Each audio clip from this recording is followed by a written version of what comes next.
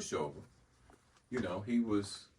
Sometimes the articles weren't that friendly. Okay, and they were the PR people. Let me see. The PR people. Let's do a quick check. There are your earphones right there. I want to get you all working. Yeah, the earphones make the difference. I'm telling you. It's like a real studio.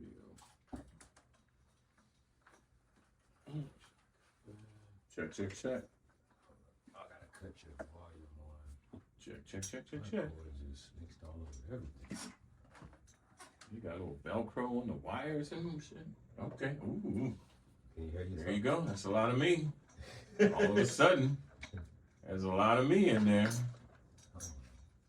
So anyway, as a way of checking, I will continue the story I was telling about the Chicago article. And so the guy came to the, so Ringling is mostly a PR machine, a marketing machine. Mm-hmm. And so all of the marketing people were like all nervous about this interview. Long story short, the guy did 2 separate articles. One good and one bad? No, they were both good. It was Okay. off the chain. All right. And I can't find it on the internet anymore. I was gonna bring, I got like a photo album, a memory album with the original. Check one. Oh shit, that's a lot. That's a lot. That's podcasting. That's podcasting. That's what you want. You want it right there. Yeah. Here you go. Salute. Did we start? Have we started? Yeah, we've already started. All right. You might as well start with a shot. Start with a shot. We're doing a shot of, what are we doing a shot of? Tom Bullock. This one here. Tom Bullock. Mr. Bullocks. Ready? Oh. That feels good. He's like, a little, it's a little bit strong. Burnt orange bourbon. So, I only had a few questions. No, you lying. You had more than a few questions. It was just a few. It's a few that I needed to know for myself. But for the most part, First of all, we winging it. I heard you on your last episode or second episode or whatever episode it was, talking about I was wrestling lions. I don't wrestle lions. I never wrestled a lion. Well, I kind of accidentally wrestled them a couple times, but That's not what the article I read said. They said you wrestle alligators, lions, and you handle very large snakes. Very, very large I didn't know snakes. that part about the snakes. Oh man, I once got bit by a snake that weighed almost as much as me. At the time, It's an anaconda. No, it was a Burmese python. Oh wow! But it weighed over 150 pounds. And 150 pounds is the weight of a grown man. I weighed about 165 at the time, or 170 at the time. What was you doing with this snake? We were doing a commercial. We were shooting a commercial for Ringling Brothers. Okay. And anyway, that's a different story. How did it go? Oh, it went great. It was the photo just before the snake bit me was so awesome. Hold on a minute. He's like, just before it bit me. Just before this it was bit the me. best part. Just before it bit me, that shot made the poster. Where did it bite you at? It caught you. So the snake's mouth is so big. Well, first of all, snake teeth. It's not a poisonous snake, so it doesn't have fangs. But it still hurts. Didn't hurt at all. So they don't have fangs to inject poison. They got these little teeth that are like slivers of glass, and they kind of point backwards. So when it bites, it kind of hooks in. It's like fish hooks, and that holds The more prey. you pull, the more it's. Oh yeah, once it bites you, it locks you in, and then it wraps its body around you and suffocates you. That's what it does to its prey. Did it wrap around you? No. Well, it was already wrapped around. So the moment you know, you. Oh, I knew it was coming. No, I knew it was coming. Was he getting agitated on you? All right, so we're gonna start with that like story. a dog starts moving, you're like, oh, you about to do All something right, stupid. so we're gonna start with that story. First of all, welcome to the podcast.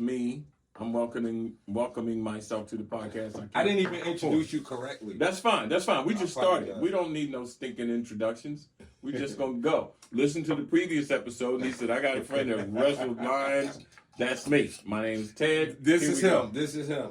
And I'm about 2 weeks too late because I was like, he's coming Friday. He's going to be here. And I'm like, shit, I just lied to all these people and told them he's going to be here. That's all right. We here now. Cheers. What's the next thing we drinking? This is Mr. Gibson's. Mr. Gibson's. I call him Mr. Gibson. Is one of my customers that Special brew. Special brew. He makes this stuff. This is corn liquor. This is moonshine. This is it. This is it. Oh, shit. It's got a little fruity taste to it. That's apple. This may be the stuff that sneaks up on you where you're like, yeah, I'm good. You go to get up and keep rolling. That's good stuff right there. That's good stuff right there. But so anyway, so as you said on the previous edition, on the previous podcast, that you had a couple of questions for the guy that wrestled lions, although I never actually wrestled a lion on purpose. What do you mean on purpose? I've had that's the title. That's the title they gave you, lion wrestler. No, you misread that. I don't. Well, I take that back. I don't remember seeing that. But I have presented lions and tigers. This is amazing. There's a circus fan that is calling me right now that I haven't talked to in years. That's crazy. And but anyway, what do we? I thought we was getting a little feedback. So where do you see feedback? I could hear it. You probably couldn't hear it. I couldn't hear it. I only got one ear. Two is too much. 2 is too much. Yeah. I put 2 in. I want the full. Yeah. Well, that's fine. That's fine. So go ahead. What was the first question that you had for me? No, in listening to the previous podcast, and who were you talking to on that podcast? That was my nephew. Okay, so you said I met a guy that wrestles lions. And he said, how do you even? I said I met a guy who wrestles alligators. And lions.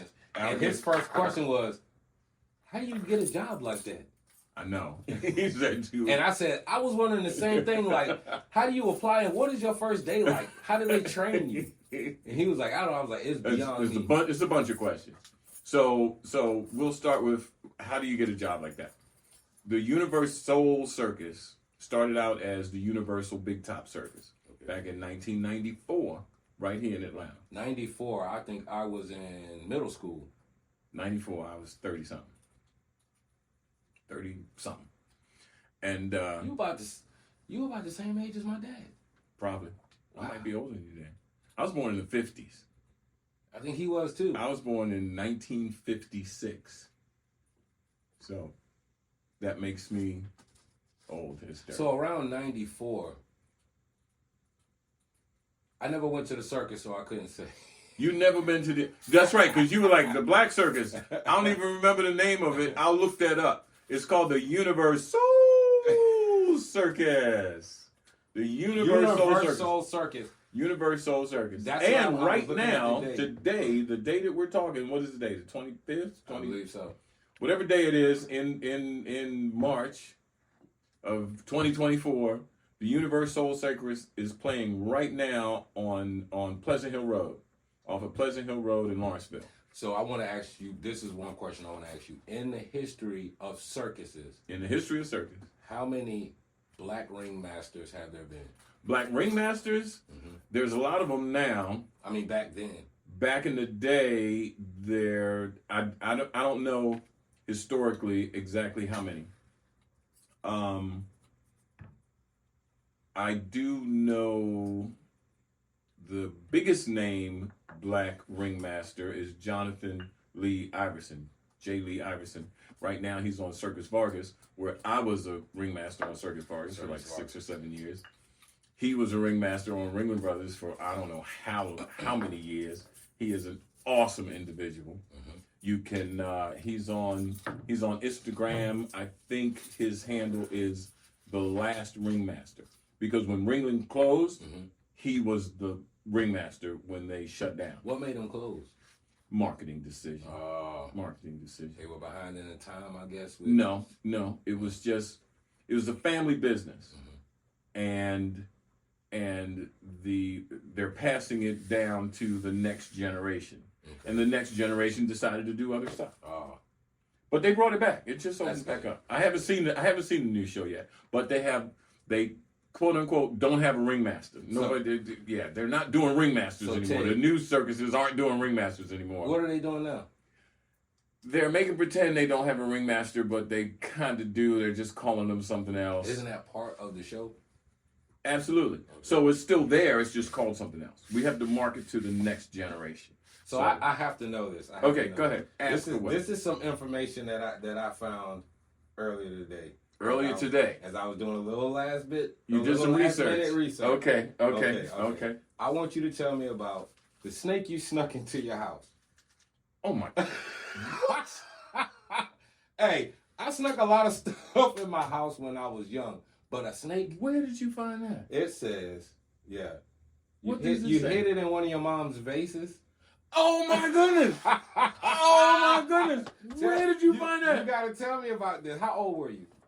Oh my goodness!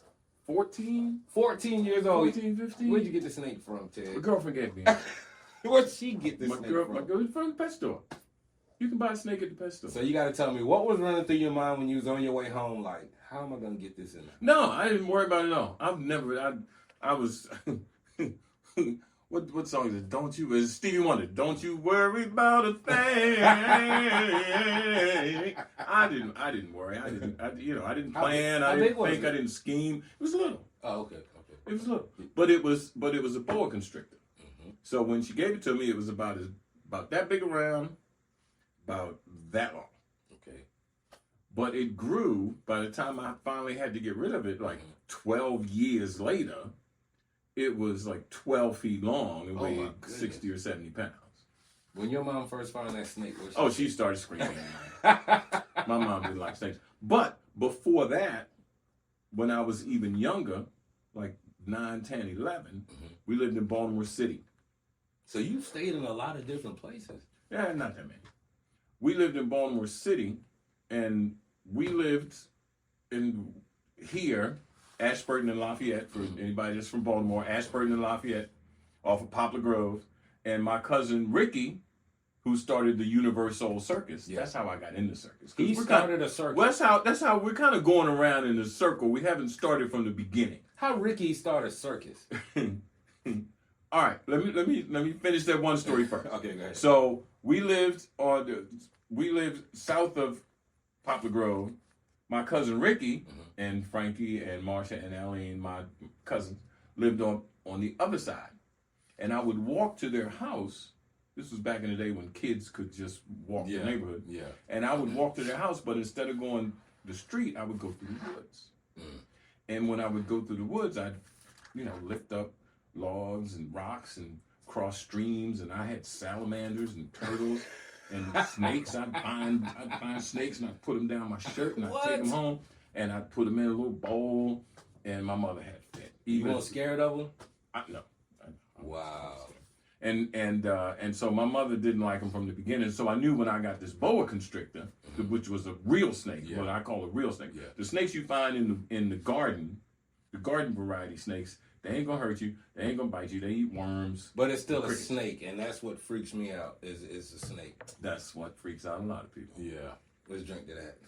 Let's drink to snakes freaking out a lot of people. You got to be a brave person to deal with big snakes and reptiles. I never called it bravery. What you call it? I had respect for animals since I was very young. And so to be around an animal that most people think is dangerous, especially as black folks, we don't like snakes. We don't like the water. We don't like bats. There's a whole bunch of stuff that we don't like. I don't know why that has become the stereotype, but there's a lot of stuff that we don't like. And I liked all of it. So people are like, well, you ain't really black. I wonder if maybe you had a special connection with these animals and they can sense it, because some people can do stuff like that. Other people, the animal, I guess, can sense the fear and they lash out. Correct. Fear is a thing that some animals can detect. They can smell it. Dogs can smell it. What makes them, after they sense the fear, what makes them attack?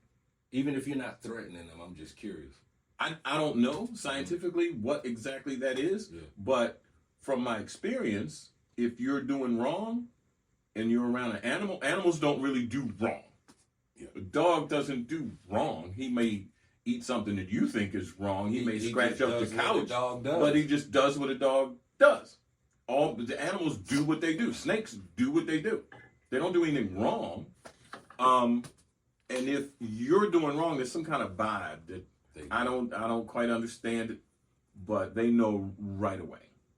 And I've had people, I've gone into people's houses who have dogs, and you have dogs. I haven't seen your dogs yet, but I've gone into people's houses who have dogs, and they're like, my dog's in the other room, doesn't really like people, so I'm going to put him over here. And as soon as he walks by the dog, I'm like, come here. And next thing you know, the dog's up here. And they're like, he's never does that with anybody, right? But you know, it's weird. It's the same with people. It's the same with people. If you find yourself in a situation with people who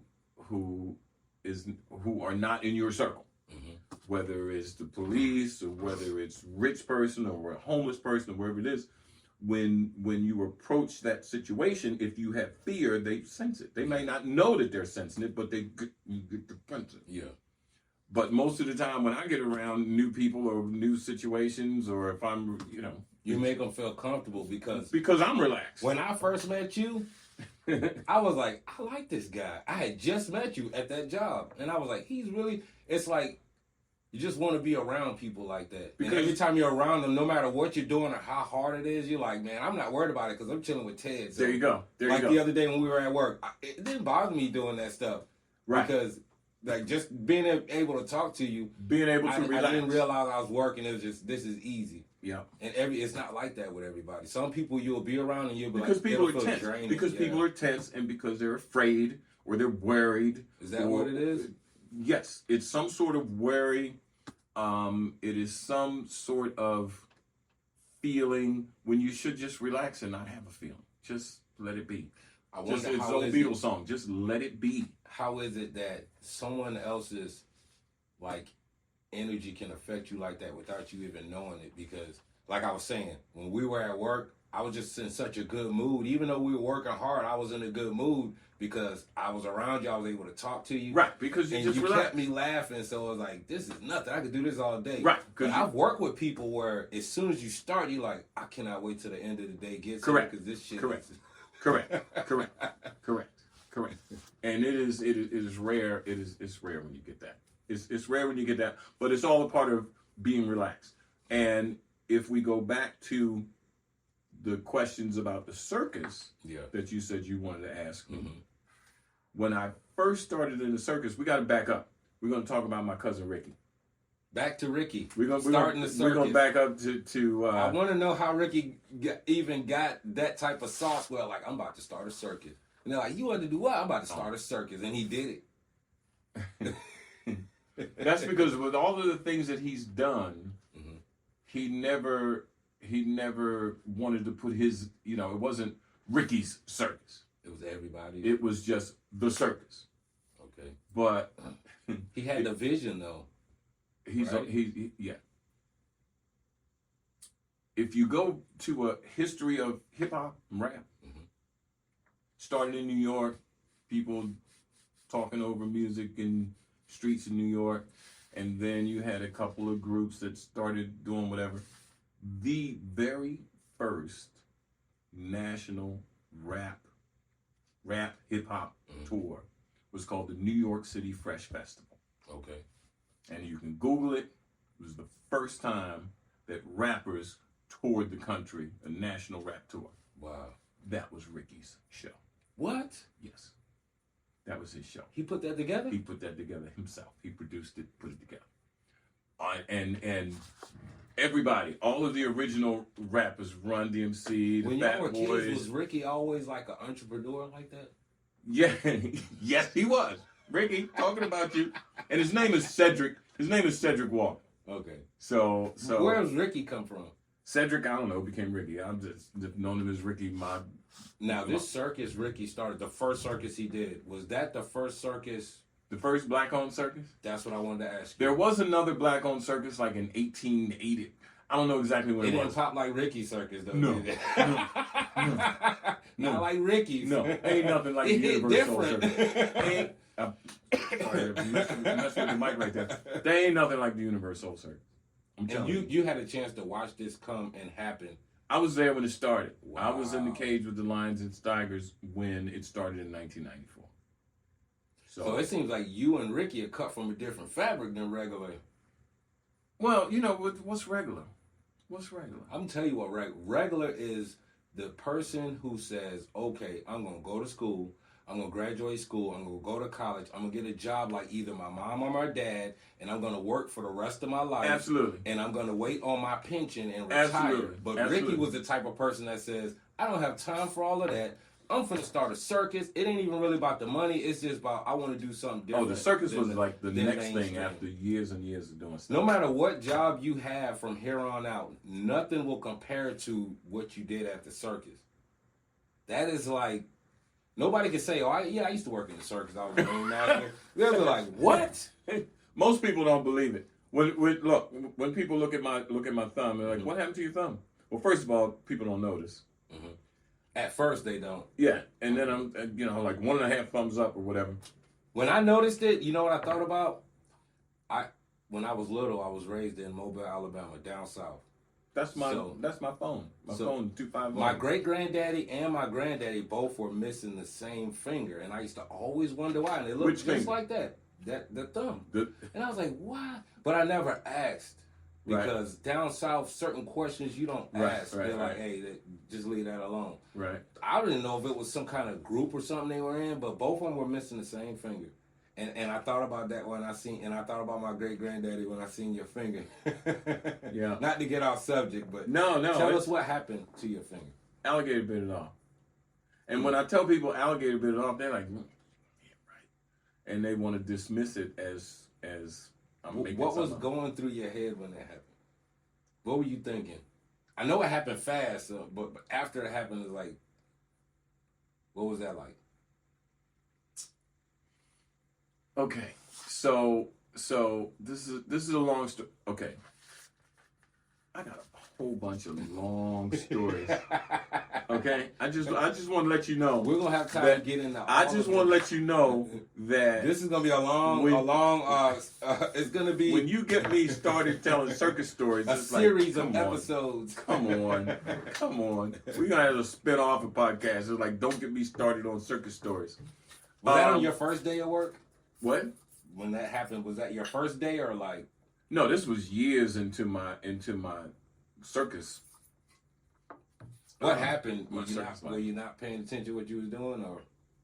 Okay, so we want to talk about how the thumb got bit off. Okay, this is a Ringling story. This is not a Universal Circus story. Mm-hmm. And then the poster that I brought is from a different circus. This is from the Cole Brothers Circus. So how many circuses have you been in? I don't know, 6 or 7 or 8. Do they hear about you and then reach out to you and ask you? Well, the circus is kind of a small world. Okay. And so the people in the circus know everybody knows everybody. Everybody knows everybody. And we're going to go back to Cedric Walker. He is in the Circus Ring of Fame in Sarasota. Wow. Sarasota is like the mecca of circus. Mm-hmm. And they do this thing where they induct people that have really, this is like the Hall of Fame.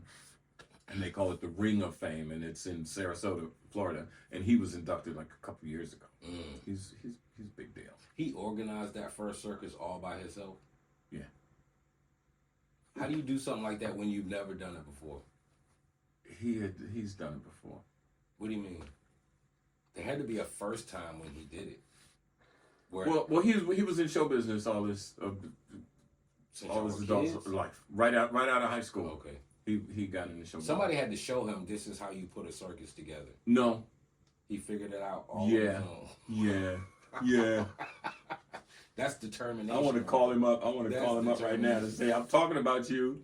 I'm talking about you on a podcast, Ricky. It's funny you say that because I might just do that.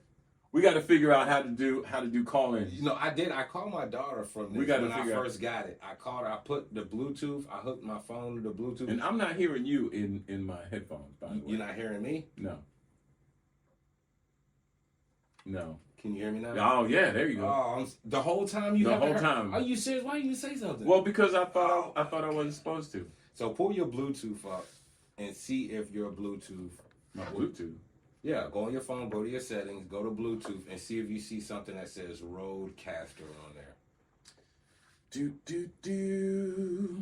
Bluetooth. This will be the first time I called my daughter when I first got this to see if it worked, and I was like, you're on my podcast. She was like, what? And she froze up. She stopped talking like that. Hang up and call her back.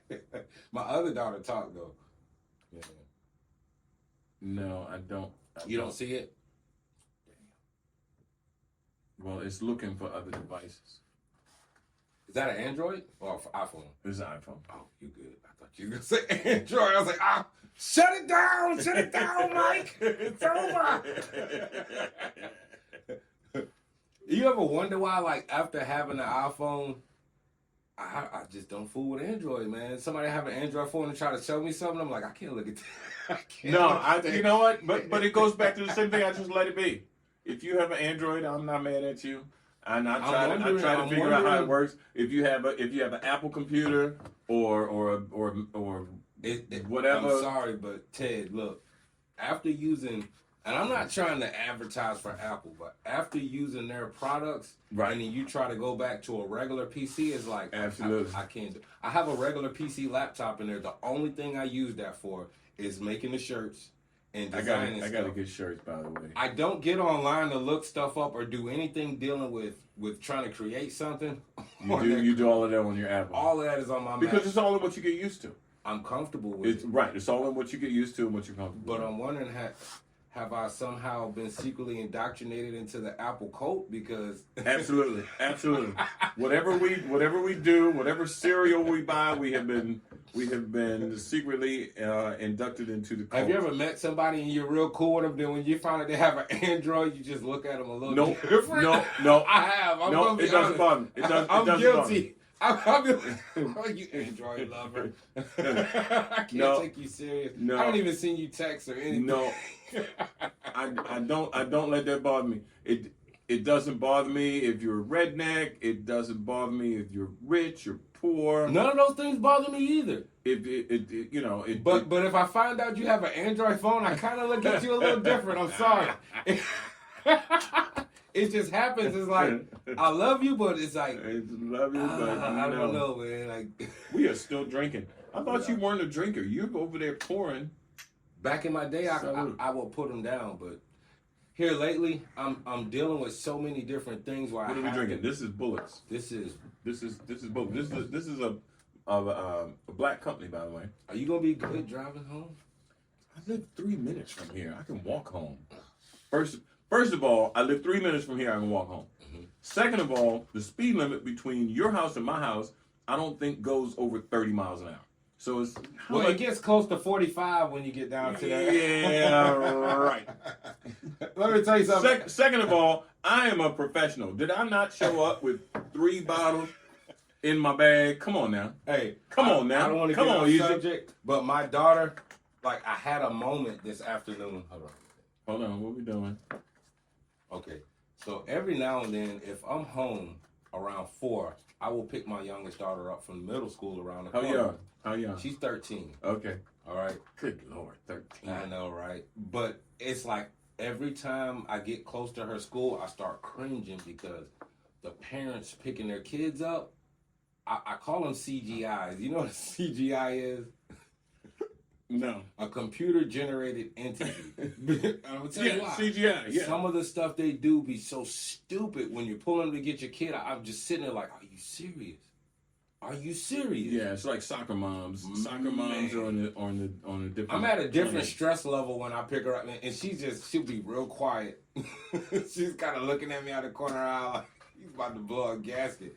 And I'm hitting the horn. You know, I got that train horn on my truck. No, I have not heard your horn. You got a train horn on your truck. I laid it on this lady. You got a. And you know, I got a really big truck. I know you got. So every time I do it, when I'm looking at the people through their back window, when I hit it, they're like, they get mad as hell. That's messed up. So what I also wanted to ask you about is your children in the circus. How did that work? How did it work with you being in the circus? Where they were in there with you, right? Well, this is the thing that a lot of people don't understand about the circus. Circus has been around for a long time, and circus is family. If you take off, if you go to work February and you don't come home from work until November, Wow. you don't leave your family at home. You take them with You take them with you. And you did So it's a generational thing. The circuses that I've been on, most of them, it's a family affair. It's a community. Okay. It's a community of people. It's a community of families. And then you pack and you live in RVs or you live in hotels, and then you make it you get to the next place and you set up and you do the show again. And then you tear down and you move to the next place and you do the show again. So you're always moving. And you're always working. Circus people work really hard. You got to put the tent up. You know why I gotta believe take you? down. Because when we were at work the other day, you were nonstop the entire time. You didn't sit back and rest not one time. And I'm like, yeah. No. And I'm almost 70 years old. So, and the work, yeah, now I'm looking and I'm like, no, I tell them, he's like, I got it. He's like, yeah, look, he's like, well, you can't get on the roof. I'm like, oh, fuck you, yes, I can. Well, the way I was raised was, if it's someone older than you and you're younger than them, you're not supposed to let them do anything hard. That's how my father raised me. Absolutely. Except if it's something heavy, it's like, no, I got it. Except when there's two people and the thing that needs to be done takes three people. Even then. But we only got two. So the two of us got to somehow each come up with another half person and get the shit done. Even then, like, I'm looking to make sure you don't get hurt. I don't want to get hurt. This didn't hurt. You're like the Dos Equis man. The most interesting man on the planet. Man, don't get me started on circus stories. I'm telling you, we're going to have a spinoff. So that's what I wanted to ask you was, how were you able to find a woman that was willing to do everything that you had to do? When I started the circus, I had already been married for 10 years. So you just came home and said, "Hey, babe, we're finna go to the circus." No. Okay, so this is how I got in the circus. At the time, I was living in Baltimore. I had a wife and 3 children, 3 boys: Adrian, Jordan, Dorian, and no girls. No girls. Okay. And so I worked at Sherwin-Williams Paint. Everybody's heard of Sherwin-Williams Paint. I know a lot about Sherwin-Williams. I had a contracting company. Yeah. So I had to go in there a lot. I worked I was a forklift driver. I was working on the night shift on the forklift. There's a night shift for Sherwin-Williams? There's 24 hours. The warehouse was 24 hours. The distribution warehouse. Yeah, and this was in Baltimore. The only Sherman-Williams I had ever been to were the ones where you go just the little stores where you go in and buy paint. Set up. Yeah, no, I worked in the warehouse. I went in there one day and went fucking ham. Them dudes was like, "Who is this dude?" I'm like, "I want that. I want that. I want that." Does this work good? Let me get it. If it doesn't, yeah. They're used to that stuff. So I was working for Sherwin-Williams Paint, driving the forklift on the afternoon shift. I worked 3 to 11 because 3 p.m. to 11 p.m. Yes, and because my oldest son at the time, Adrian, was in school and I was between jobs, and so I. What do you mean between? Well, I worked for Ryder Truck Rental for 11 years, and then I left there, and then I was between jobs looking for something else. Mm-hmm. And while I was looking for something else, I took this job at Sherwin-Williams Paint. Okay. And I was driving a forklift. Like Bob Marley said, working on the night shift on the forklift. And so this was before cell phones, okay? And my wife called. I'm on break. I would call home, check in with the wife. And the wife says, Ricky called and said it's important. He needs to talk to you. And I said, I can't imagine why Ricky has something important that he needs to talk to me about. When was the last time you had talked to Ricky when he called? Oh, I talked to him all the time because we knew that he was putting a circus together. So you already knew he was about to do it? Yeah, the family knew that he was putting a circus together. and it was going to start. This was October 1994, and we knew the circus was about to open like next month. This was like the end of September, and we knew the circus opened in the beginning of November in Atlanta. His circus was about to open. Yeah. Okay. It was already planned out. Yeah, and the family all knew. We were all excited. This is his next venture. But did you know you were going to be in it? Wait a minute. Okay, I'm sorry. And so, we're all planning to go to Atlanta and see his show when it opens because, Ricky's doing his next thing. He's doing a lot of other stuff. We need to get Ricky on this podcast. Business is business. No, you don't know. You don't know who this man is. He's a businessman. You don't know who this man is. And so, she said Ricky called and said it was important. So okay, and so like I said before cell phones, so I went to the management at Sherwin-Williams. And I'm like, I got to make a call, whatever, and I called Ricky, and he said, listen, I can't imitate it, but he said, Ted, my circus is starting next month, and the guy I had training to do the Lion and Tiger Act, I had a guy training to do the Lion and Tiger Act. Well, the woman that was training him to do the Lion and Tiger Act said, he ain't gonna work out. Why she say that? She said these cats are gonna kill him, and it's not working out. So you need to find me somebody So else. she like observed him while he deal with. Oh, he was scary. Was he scary or something? I don't know. I never met him. and so he said, I've been looking, and he had the whole world to find people. Somebody to do. He had the whole world, but he wanted a black man to go in, a black person, male or female, to go in the cage with lions and tigers, and there weren't any in the world. There weren't any crazy enough like Ted in the world. In the world. Yeah. It wasn't like in Baltimore or Georgia or Maryland or the U.S. Nowhere. But it was nobody black that had any experience with lions and tigers. But you didn't have any experience with lions and tigers, did you? But I was the crazy cousin. That'll try Okay? it. I was the crazy cousin that had snakes. Like that commercial, Mikey ate it. Right. I was the crazy cousin that had snakes. Uh-huh. I was the crazy cousin that stowed away on a plane and went to Jamaica when I was 15. That's a different story. I wanted to ask you about that. You went to Jamaica on a plane? You just left? You just left? Did you How'd you get on a plane? That's another story. How did you get that on? Is another story. No. Because TSA is brutal. But not in the 80s. Okay. That's when they used to smoke cigarettes on the plane. Yes. I actually lit up a cigarette on an airplane bathroom and the alarm went on. Hold on, I'm sorry. It's true. But that's another story. You needed that cigarette, didn't it? But check this out. I got up out of the seat. I went in the bathroom. I lit the cigarette. I'm gonna smoke me a damn cigarette. Put it out. Uh-huh. Got away with it. Yeah. Went back to my seat. Sat down. It was cool. Okay. Then it was a long flight. I needed to smoke again.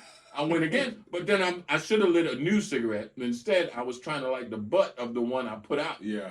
And it had a little bit extra smoke. And I lit it, and as soon as I went to do like this, I'm like, oh, shit. What'd they do to you, Ted? Oh, my goodness gracious. When I came out of that thing, the stewardesses, they were all standing there. Everybody on the plane was looking at me. The stewardess came by and said, when people get off, you stay on your seat. Oh man! And I said, yes, ma'am. Were you flying alone? Yeah. I was flying for Ricky for something we were doing. They got me, Ricky. They got me. And so you needed that cigarette bad, didn't you? Well, you're a smoker. You know. You gotta. I flew on a lot of flights, but I ain't having no heart to do that shit. I was like, I just gotta tough it out. Maybe make myself go to sleep or something. Yeah, no, I did it. And so I sat there, and then when I got off, security was there. They was waiting on you. They was waiting on me. There you go. They was waiting on me. That's the smoker And right they there. were like, I'm like, I'm sorry. What they do to you? Nothing. They let me go. Oh man. So I can get away if I try it? Maybe. Depending on if you can relax. Because remember when we go back to if you have fear and then people sense it? Yeah. When they and it was two of them. And they were serious. They were serious. Okay? And they were armed and they were serious. Over a cigarette. No. Over you set off the alarm on a plane. You can't mess around on a plane. I understand. But okay? It's one thing they didn't know, Ted. They didn't know who they was messing with. I was about to say, let me educate you on something. I wrestle lions. No, at the time, I have this under control. At the time, everything's okay. Everybody, calm down. At the time, I don't think I had even done any of that. Okay. I think I was doing something else. But when they confronted me, I was relaxed. I was like, "Hey, I nicotine. I'm sorry.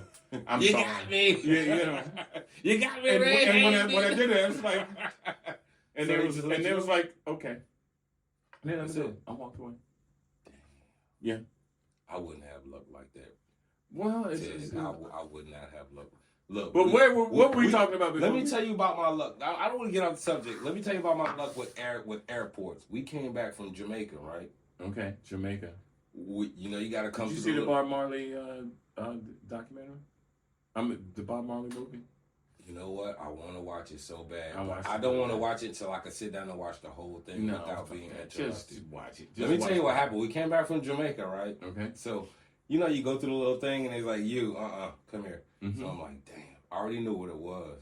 What was it? And my wife did. She kind of knew, but she was like, what's going on?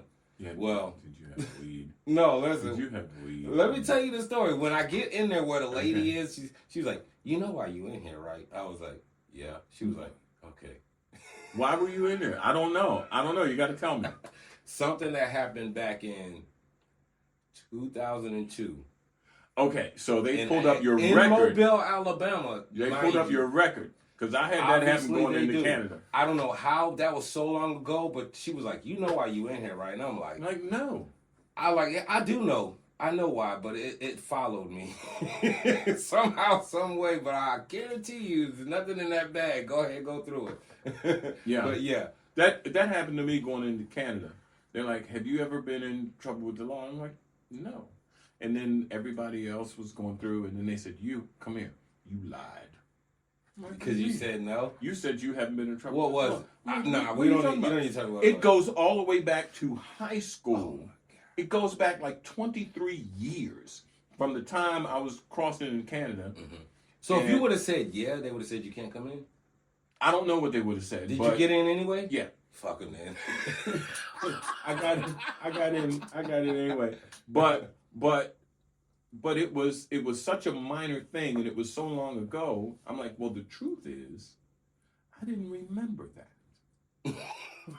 Okay? Actually, it slipped my mind. I didn't remember. That was so long ago. That was 23 years ago. How old were you when this happened? When I tried to cross into Canada? Yeah. Oh shit! I was 40. You say tried like you didn't succeed. No, I did. Okay. Every time Canada don't mess around. When we talk about our border, whatever we talk about immigrant, Canada don't mess around. Did they know who you were? I wasn't nobody. I was just a guy. Oh, back then you wasn't. I was just somebody coming in to do the circus, and they didn't know. You should have told them, I will wrestle every lion and snake you got in this month. Do you know who I am? They were like, my bad, didn't know. No. That ain't the way. You better Google me. Wow. You got to tell me about your first day at work with the lions. Because I also seen that you got bit by one. Oh, shit, I've been bit. On the neck. It's a little tiny scar. It's right there. It's a little tiny scar. Was that your first day? That was my first day. That was my first day. I knew you was like, I'm about to get fired. No. I didn't worry. Not for a second. A lion. It was a tiger that bit me. A tiger. So I'm gonna tell you this, Ted. I went to the zoo. As a matter of fact, in this picture, it was that lion. And it was that tiger. I went to the zoo before. Okay. I've seen a lot of tigers and lions and stuff on TV, Mm-hmm. but in real person, I'm looking at this thing like, there's no way in the world you could fight that off if it was to jump on you. Something that big, it's like 500 pounds. Correct. And this is a wild animal we're talking about. Is that you? Is that you? That is me, and that's not Photoshop.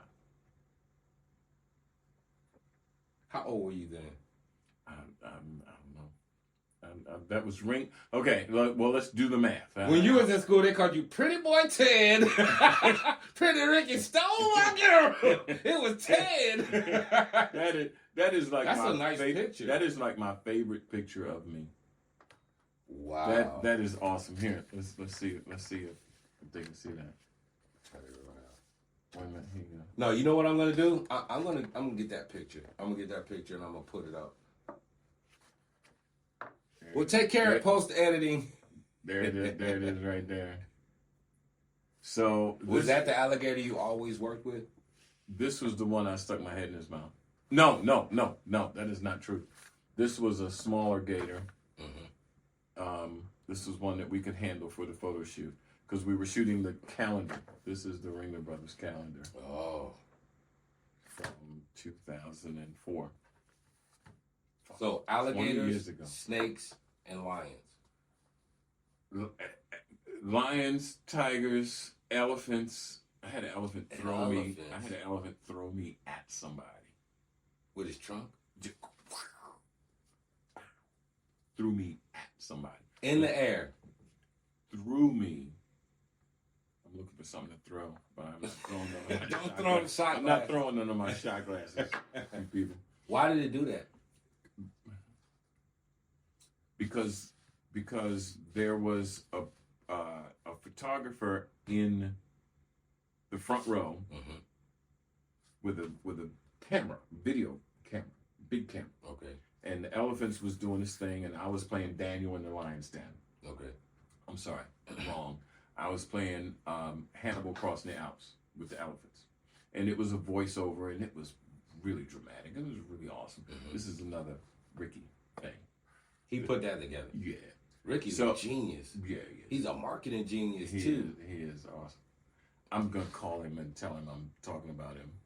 He's gonna like, but yeah, you talked about Ringling too, Ted. So I don't. Well, he don't like Ringling. They're our arch enemies. Yeah. Don't promote them. Yeah. But so you go round and around the ring, and this person with the camera kept sticking the camera into the ring as the elephant went around. And it spooked him, huh? It didn't spook her. It pissed her off. She was looking around like, what are you looking at? She was looking around like, hey, I'm working here. Somebody tell him that I'm working here and he needs to stay out of my place. So they're territorial. And nobody noticed. So what was the guy keep stepping in like No, this? no, he was in the front row and he would just lean over. You picture a circle and people sitting outside as the she's circle. Coming around, the elephant he would lean in and get her coming, and then when she got near, he would back up. She threw you at him, and she would look around like, somebody tell this fool to stop this. She's like, hey, but since she couldn't speak English, yeah, she had to use action. Since she couldn't speak English, nobody picked up on it, and so she went around again. And then the last trick was the three elephants line up in the back and stand up, and I'm on the forehead of the first one, and I'm way up there, and then they stand up and then they go down and run to the front and sit me on the ring curb in the front, and I go ta-da, and so I'm way up here, okay, I'm way up here, and then we start going down to the front. And all of a sudden, we start going up to the side. That's what I said. She was aiming at him. I don't know. There he go, right there. I didn't know. Got something for you, Mr. Cameraman. At the time, I did not know any of that. Okay. All I knew was, this is not the way it's supposed to be. And so we start going, instead of going down, down, down to the front, we go down, down, down, and then up to the side. I went, oh my goodness. She was angry. And I'm on her forehead. And how elephants kill tigers and how elephants fight, since they're so heavy, they will smash you with their forehead. They will just do a headstand on you. I didn't know and that's it. And it's over. So I'm thinking she's about to smash me. Oh. And I'm scared to death.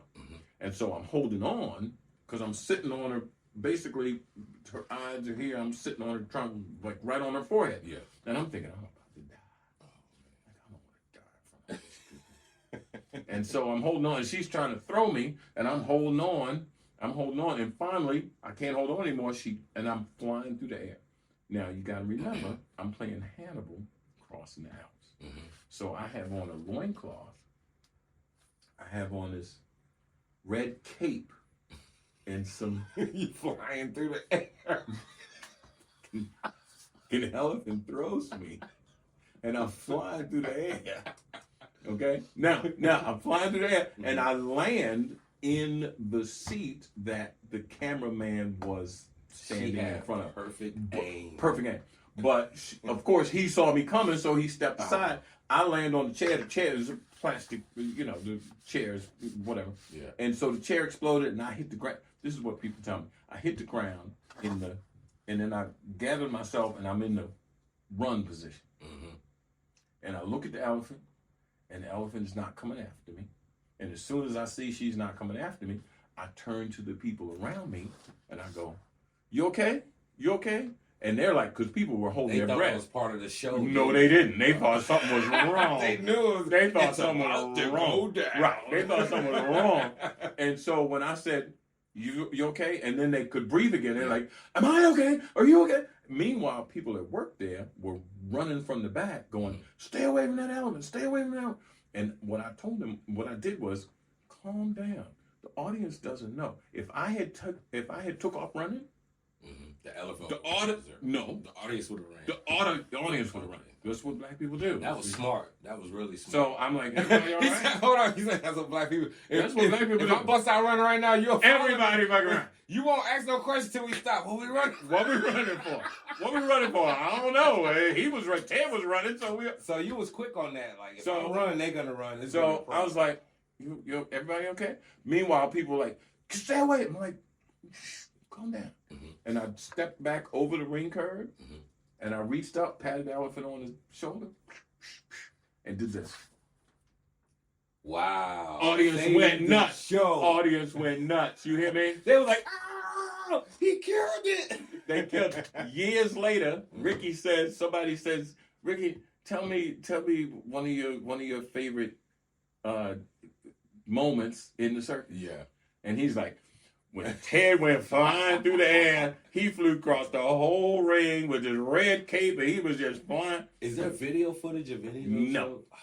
There is so much video that I don't You're have. right. That was back in the 90s. If that would have happened nowadays with everybody having cell phones, it would have been all over the internet. God, there's so many things that happened back then that we won't even be able to see. That's all right. That all right. Sucks, man. But that's okay. It is what it is. It doesn't really suck. It just is. That's okay. So you answered most of the questions I had already. No, I didn't. Your question was, how did you even get started? And we didn't even answer that question. My other question was, what was your first day of work like? First day was boring as hell. But you had never been around a lion before. I've never been around a lion or a tiger or a circus. So when you first went in there and seen it, you wasn't like, oh shit, it's bigger than I thought? Nope. I was totally relaxed. I was like, this is beautiful. This animal is beautiful. And how did it react to you? They didn't care about me. I was just another person on the farm. Yeah. I was just another person on the farm. So when Ricky called me, he's like, listen, my show starts next month. When he called me, I had like less than 30 days. What do you mean? I had, from the time I got the call to when the show started, to when the show was supposed to open, it was about a month. It was like 30 days. So financially wise, were you like, this is gonna work, or I'm about to quit my job and go? He said, whatever you do, don't quit your job, because I don't know if this circus is gonna work or not. And what did you do? I quit my job. That's exactly what I read. That's yeah. Yeah. So you So stepped out so with no. faith on that. So what I did was I went to the people at Sherwin-Williams and I said, look, I got this opportunity to work in the circus. First of all, they don't believe me. They don't. They didn't believe me. They're like, you're full of shit. You just trying to get off work. Yeah. and so the circus was scheduled for like a month. I said, I need 30 days off. And they're like, no, we can't give you 30 days off. I'm like, okay, well, thank you for the opportunity of working here. See ya. How do you explain that when you get home? The wife said she's always loved the circus like the skull. Are you serious? Yeah. How many women are gonna do that? I've been married for 38 years. Wow. The day I met my wife, the day I met her, the girl that introduced me to her was a friend of mine. Okay. And I met her, I hadn't seen her in a while, this girl. I hadn't seen her in a while. And I ran into her at lunch. And where you been? How you been? What are you doing? Where you living? Whatever, because it'd been a while since I'd seen her. And I said, this is where I stay, and come by after work. And it was like, okay. When she came by after work, she had a friend with her from work. Okay. And her and her friend, I was rooming with a guy. And so the four of us were there and we were talking, but then I had a date. I was going out. You had a date? Yeah. So she just came to see you, but you had No, she did not come to see me. My friend that I'd seen at lunch said she was going to come by. Okay. And she brought a friend with her. So her friend didn't come to see me. She was just giving her friend a ride home. Gotcha. And so, we talked for a while, whatever, and then I left. And I left them there with my roommate. And then I left. And so the next day, I talked to my friend that I had known. Yeah. And I said, it was good seeing you. It was good seeing you. But that girl you brought by my house, I don't know what it was about that girl, but please don't bring her by my house no more. Why'd you say that? I don't know. And so she chuckled. She said, okay. And so the next day she shows up at my house with that girl. And so so that was like a Tuesday, and then a Wednesday she came back, and we made plans to go out on Friday. And we went out on Friday, and instead of taking her home, I brought her back, and we've been together ever since. Wow. We've been married 38 years. It'll be 39 this December, and we've been together ever since. It's like 40 years. That is amazing. Y'all have been together almost as long as I've been living. Absolutely. And you don't find that too much nowadays. But what impressed me the most was you left your job to go chase a venture with your cousin, and she was willing to follow you and believe in you to do that. So that means she knew that if your mind was set on it, it was going to happen. No, so she, like I said, I was working at this job, Sherwin-Williams. I called her to check in because this was before cell phone. And she said, Ricky called, said it's an emergency, he needs to talk to you. Yeah. So I called him and he said, I need you possibly to do this Lion Tiger act. Yeah. I'm like, okay. So when I got home, I said, Ricky wants me to help him out and do this circus gig. And she said, I've always loved the circus. Let's go. She supported you. And we took 3 children and a cat. Did we have a dog too?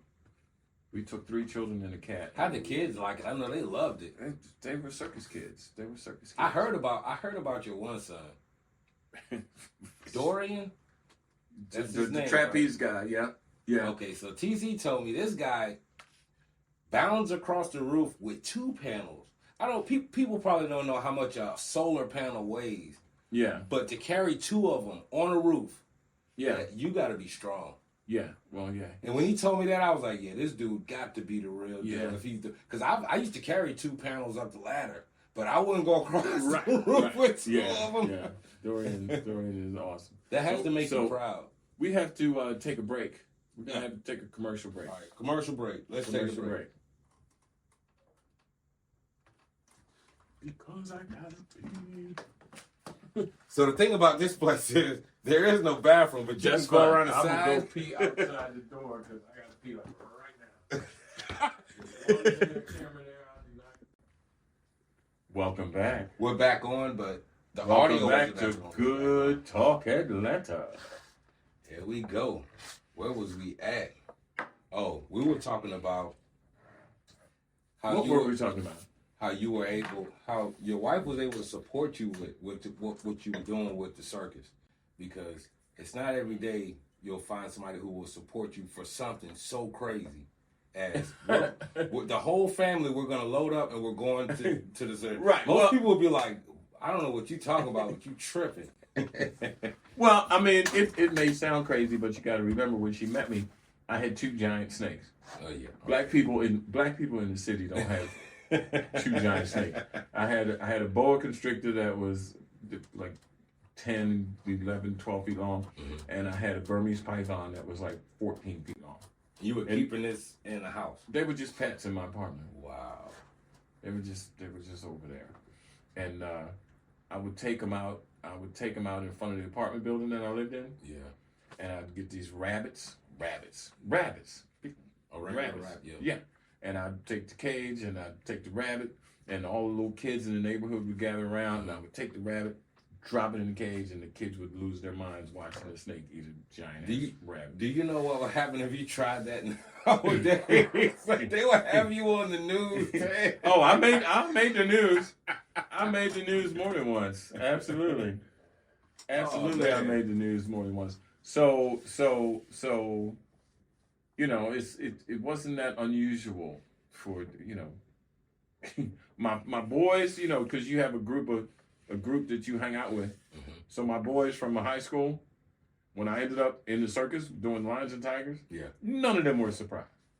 They pretty much they were like, you were going to do. You know what? Crazy. Ted's crazy enough. That's if anybody did anything like that, it had to be Ted. Absolutely. Don't worry about a thing, because every little thing is gonna be all right. That's funny. When we went to Jamaica, I was very disappointed. What? How could you be disappointed? Because we went to Jamaica to a resort. Which was the name of it? Hotel Ziva. Okay, I don't know about it. But they wouldn't let you out. I walked to the gate. I walked to the gate like I was trying to go out there like, whoa, wait, slow down. It's probably because it wasn't safe. That's what they were saying, but... It's probably because it wasn't safe. But it's funny because when we went to catch our flight out, we couldn't get our flight. It felt like we was in a twilight zone. It took us 2 days to get out of there, but we had to go get a hotel, not in a resort, in Jamaica. Mm-hmm. That was the real Jamaica. It was cool, but I was just like...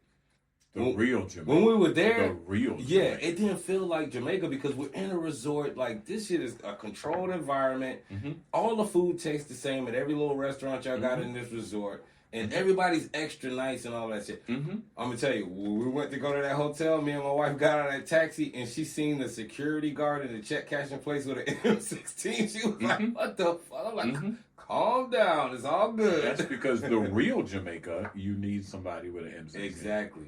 But in my lifetime, I've been in so many environments that were like that. It didn't bother me, but for her, she wasn't used to it. So I had to kind of... So when you talk about what did your wife think when you did something that crazy? She had already heard the story that when I was 15, I stowed away on a plane and I went to Jamaica. So everybody knew about that? You heard what Ted did? Yeah. That's what it was? Yeah. How old were you? I was 15. 15 years old? Yeah, I didn't have a driver's license yet. I got my driver's license like the week I was 16. So what'd you do? You just said, I'm going to the airport. This is another long story. But I didn't plan to stow away on a plane. I was running away from home, and I'm like, I was a kid. I was 15. My girlfriend was mad at me, so I didn't care. I was gonna walk into oblivion. This was my thought pattern. At 15, it makes a whole bunch of sense. If you've never been young and in love, okay? Did she break up with you? We just had an argument, and I was just, whatever. I was 15, so nothing worked. Hormones were out of whack. And so I decided I was going to run away. And I just started walking. And I was going to walk into oblivion. And so I started walking at like 2 o'clock in the morning. 2 in the morning? Yeah. I left my friend's house. I was staying with a friend. And I left my friend's house and I started walking. And I'm walking around the Baltimore. I was on the highway. Walking on the highway. And I was just walking, like all night. As the sun came up, I'm still walking. It said airport, BWI, Baltimore Washington International. It said airport. I was like, I'm going to the airport. I wasn't thinking about getting on the plane. It was just somewhere to go. I've been walking for 4 hours, 5 hours. And so I'm in the airport and I'm walking around the airport. And somebody from school, junior high school, somebody from school was on the other side of a glass wall and he saw me and was banging on the wall. He's like, Ted. So to get to him, I had to go down and around and back up. Okay. By the time I got there, he had gotten on the plane. So now I'm just sitting there and I'm watching the planes take off. And so I can't believe I'm starting another story. We are all over the place. We are just all over. It's all right, though. It's all We're right. just all over the place. And we're going to cut this story. But I did ask you how that happened. You did. And so I'm sitting here watching the planes take off. I'm just a 15-year-old running away from home. I'm sitting there watching the planes take off. And the door to board the plane is right there. You got to remember, this is the 70s. This is way before TSA and way before all of that stuff. Yeah. And so when you go down the gangplank, the gangway to the plane, there's a little waiting room. But once the plane takes off, there's nobody in that waiting room. So I'm sitting in that waiting room by myself. They pulled another plane up. They pulled the plane up. So there's a plane now at that door. Yeah. And it's empty. And there were 3 people that came up. 2 guys in suits, 2 black guys in suits. And another guy that you could see, he worked for the airport, pushing, one of the guys was in a wheelchair. And this was even before Americans with Disability, the ADA, Americans with Disabilities Act. So when you got to the hallway, there was a step. So I'm just a kid, and I see these adults, and they see him going to this step. And so I get up to go help him. Okay? Because there's 2 guys in suits, then the guy's carrying 2 briefcases, and then the guy that works for the airport is trying to get the wheelchair up the step. So I go and help him step. And when I do, I see down the hall, there's another step. So I just go with him. Nobody says anything. And so I go with him. When we get to the next step, I help him up the step. Right onto the plane. And we're on the plane. Yeah. And so the 2 guys in suits take their seats in first class. The guy that works for the airport is folding up the wheelchair, putting it in a little locker. Yeah. There's nobody else on the plane. So what'd you do? I walked to the back. Did you even know where the plane was going? No. I walked to the back and sat down. And next to the last seat, I just sat down on an empty plane. They didn't really check tickets back then, did they? Yeah, they checked tickets, but there was nobody on the plane to check tickets. Okay. They pulled this plane up, and it was empty, and these guys were VIPs, and they were early. They got escorted to the plane. And we'll save the rest of that story for another But episode. you went to Jamaica. I didn't know where the plane was going. And remember, I was just going to run away. And so when I got on the plane, I'm like, I'll end up in Cleveland. You thought you was going to still be in the U.S.? I didn't know. I think I could make that I'm walk 15. back. I'm 15. I figured out hitchhike home, whatever, Oklahoma, whatever. I was just a kid. But you went to a whole nother country. And so I'm sitting there in the seat, and there's nobody on the plane. So I'm just sitting there making pretend I'm asleep because I figured somebody's going to come on the plane. And say something. And so next thing you know, I look up, and people are getting on the plane. But nobody's asking you anything. Nobody asked me anything because I'm already on the plane. And anyway, we will save the rest of that story for another episode. But it was an adventure. And this was Jamaica. This was Jamaica in the 70s. So that means Bob Marley was around. Bob Marley was around. Rastafari was around. Now you see a lot of black people with dreads. In the 70s, you didn't see nobody in America with dreads. Not in America. You didn't see anybody in Baltimore, which is all I knew at the time. You didn't see anybody in Baltimore with dreads. And I get off the plane, and people got dreads. What'd you think? I didn't know what to think. I thought that I was in a heap of trouble, is what I thought. But I made it back, How? You start away It's again? a long Help somebody story. else. It's a long story. Were your parents mad? Not even. I didn't get it. They were very understanding. No, they didn't. They didn't really love me. Why do you say that, Ted? Because it's the truth. But that's that's another story. Look. Well, whether Wait. What's that say?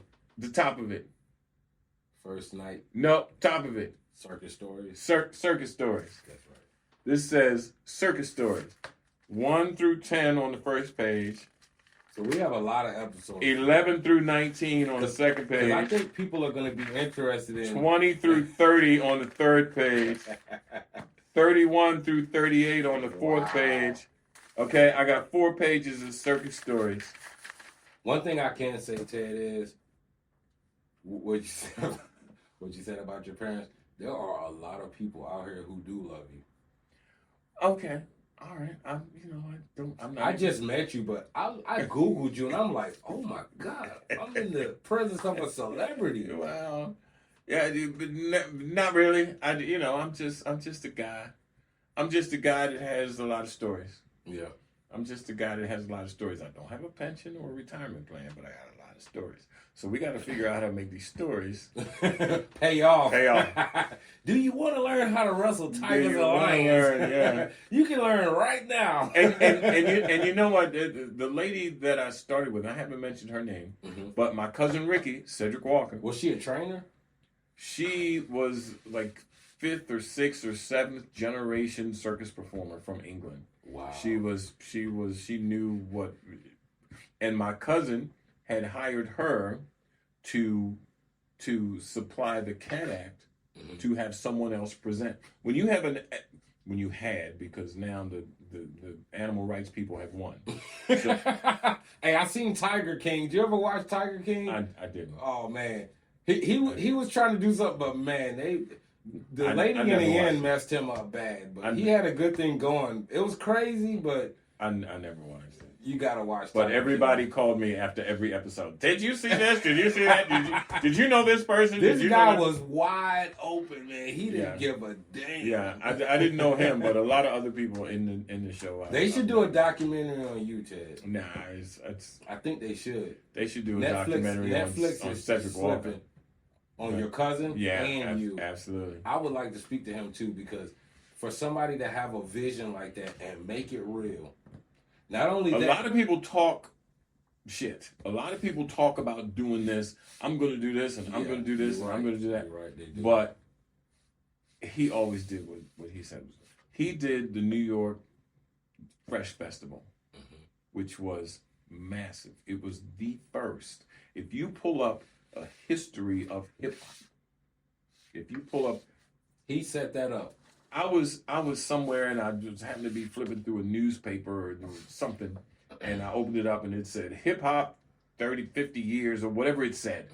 And I started looking at it and it said whatever, and then number 2 was whatever, and number 3 was whatever, and number 4 was New York City Fresh Festival. Wow. I went, holy shit, that was Ricky's thing. That was my cousin's thing. Yeah. He did that. And before that, he toured the world with the Commodores. I know about the Commodores. I listen to a lot of old school music. Well, I came up with the Commodores. That's what I came up with. The Commodores,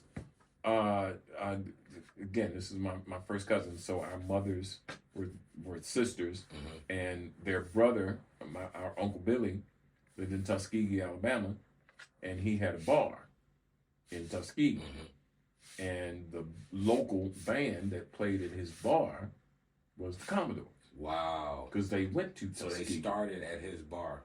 Before they were known by anybody other than just the local band. They played at Uncle Billy's bar. That's a lot of history right there. They played at Uncle Billy's bar. And so Ricky, when he graduated high school, he went to Alabama to stay with our Uncle Billy. And he ended up, and he would help them set up the stage, do their sound. Yeah. Then they got discovered by Motown, and the Commodores' first tour was, you have any idea? I don't know. Opening act for Michael Jackson and the Jackson 5. What? That was you know how major that is? Yeah, I do. That's history right there. Yes, I do. And your cousin was a part of that. And he toured the world with the Commodores. This was before he did the circus thing. He was fresh out of high school. Somebody had to put a bug in his ear to say, "Hey, you know it's money in the circus." No, that was just where he went. Yeah. And so he toured the world with the Commodores. Wow. And then when he left the Commodores, he stayed in the entertainment business. And circus is entertainment. And then many adventures later, left to the circus, and he's been doing the circus. This is the 30th year of the Universal Circus. This is the 30-year anniversary of the Universal Circus. 2024. 30 years. 30 years of the Universal Circus. So if you hear this, okay, I don't know how long it's going to take you to get this up and get this out. Mm-hmm. But the Universal Circus is celebrating 30 years. They are performing at the Gwinnett Place Mall off of Pleasant Hill Road mm-hmm. in Lawrenceville. And then they go to somewhere else in Atlanta, and then they go to somewhere else in Atlanta. Do you miss it? You ever miss it? I go all the time. Do you miss when you used to be in the show? Because you got to think about it.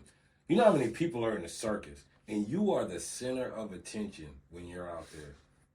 The whole show really revolves around the ringmaster. You're presenting. Well, I wasn't the ringmaster on the Soul Circus. I was just the Lion and Tiger guy. You were the ringmaster on Barnum and Bailey? I was the ringmaster on Ringler Brothers, and I've been the ringmaster on Shrunk. I'm doing a circus in 2 weeks. You're gonna be in it? I'm gonna ringmaster a circus in 2 weeks. I'm coming. In Greenville, I'm South getting Carolina. Video footage of this circus. Y'all, I'm not lying. I'm gonna do it. I'm coming. And y'all gonna see. Yeah, I work for the Shriners, and I ringmaster shows for them. I've done them in Duluth, Minnesota. I've done them all over the place. Do you get a rush when you're back in that ring? No, I just feel at home. You know, where are you from originally? Originally, I was raised in Richmond, Virginia. Richmond, Virginia. Mm-hmm. So when you go back to Richmond, you still got family there? No? My father's gone now. Okay. So I have friends there. I have high school friends there. So it's like home. It's still, yeah. So it's home. Exactly. So when you go home, you just feel like you're home. Exactly. So when I go to Greenville and I ringmaster the circus, I just feel like I'm home. Even when you get around the animals, it's like... Well, there's no animals anymore. The PETA people... So what's in the circus then?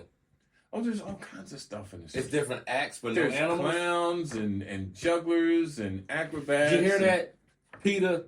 You done messed it up now. No, you just changed it. You didn't ruin it, you just changed it. And so... The animals is what makes the circus. No. You don't think so? No. Because and I was an animal presenter. Mm-hmm. But what happens is everything evolves. You're right. Everything evolves. And so there was so much protest against animals being in the circus that there are no more animals in the circus. Every once in a while there might be an animal act that creeps through. I was on a circus in California that had a dog act, and they put the dog act out. There were places that we would play. There were places that we would play that wouldn't even let the performing dogs perform. They wouldn't even let them be in the back line. So I'm wondering, at what place and time do animals have more protection than people? Oh, that's been... At what time did we start putting animals before ourselves? Because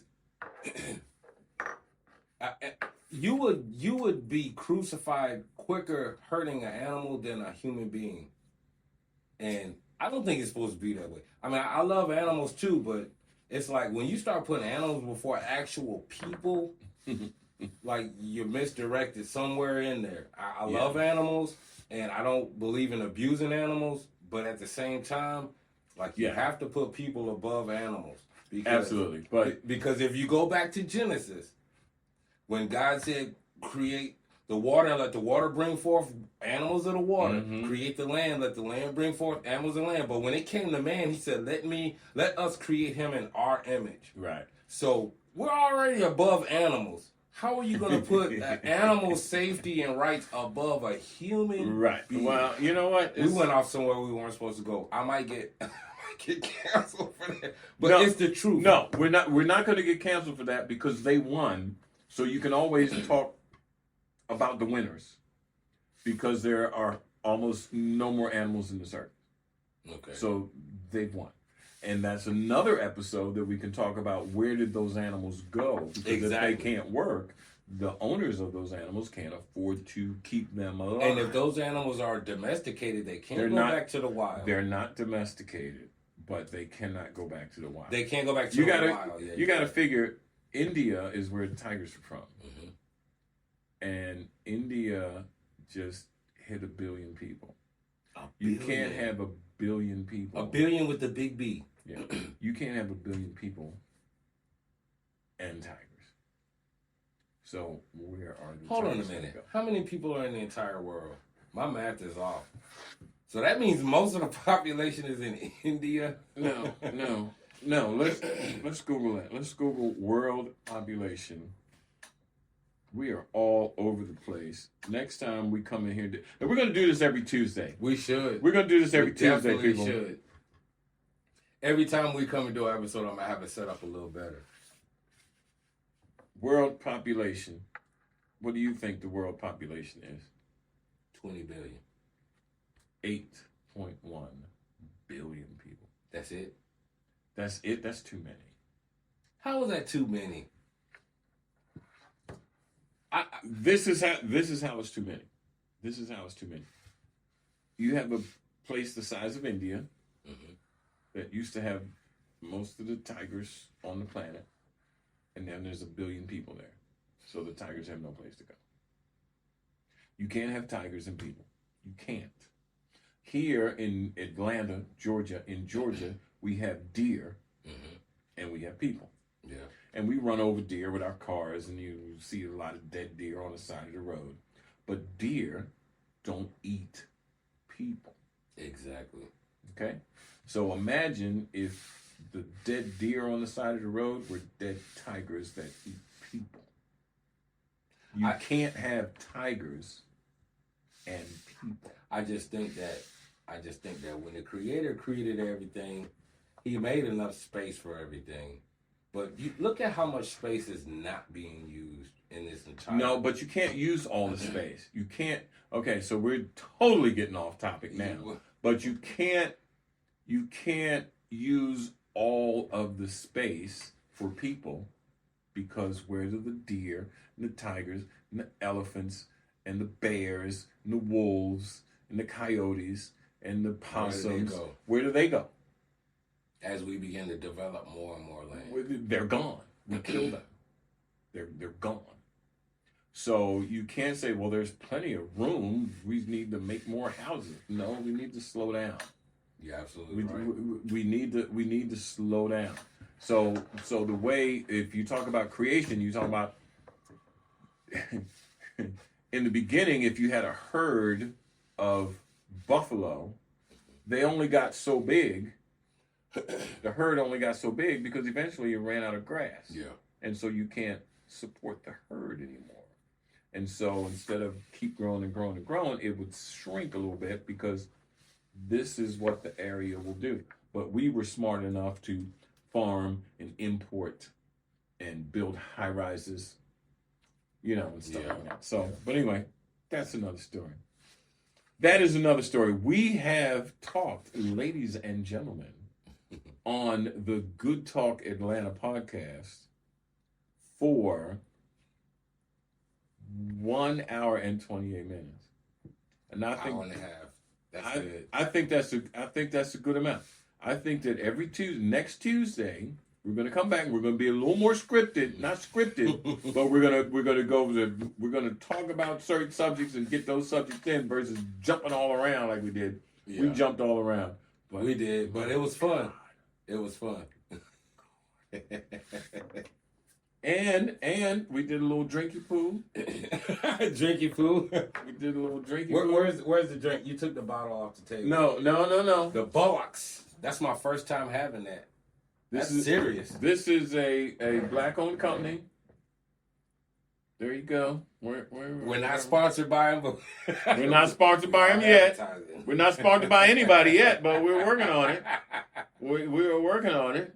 Well, I tell you what, Ted, this has been one of the most interesting conversations I've had in a very long time. And you make me proud. You make me proud for this fact right here, is that you were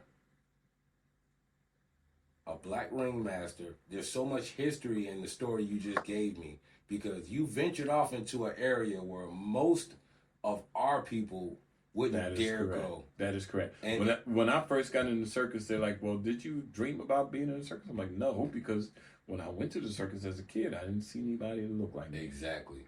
And now you can go to the circus and see people that look like you. What if you paved the way for those people? If you like the man who ran the 4-minute mile. Everybody said you can't run a 4-minute mile, you'll die. Right. When he did it, people started doing it all over the world. Well, now most of the circuses have black ringmasters. Most of them, Ringling Brothers, everybody has. Who do you think they refer to? What do you mean? When they say it's possible. Whoever's out there. Whoever's out there. You don't even need to know their name. You just need to see them.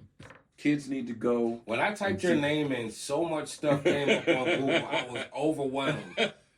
Not only that, I'm going to be honest. I'm new at the podcasting thing, and I was like, I want this to be perfect. I want to make sure I get some good points and some good questions to ask them. Right. But when it popped up, I was like, this is a lot. I got to go to work tomorrow. I tell you. Well, speaking of, we both got to go to work tomorrow. Hey, we do. And so we're gonna check out. That's right. But we're gonna do this again next Tuesday. Most definitely. We're gonna do this again next Tuesday. There's no telling what we'll be talking about. We're gonna be talking about circus. We're going to be talking about circus and crazy stuff. So there you go. Peace out. See you next week. Holla later.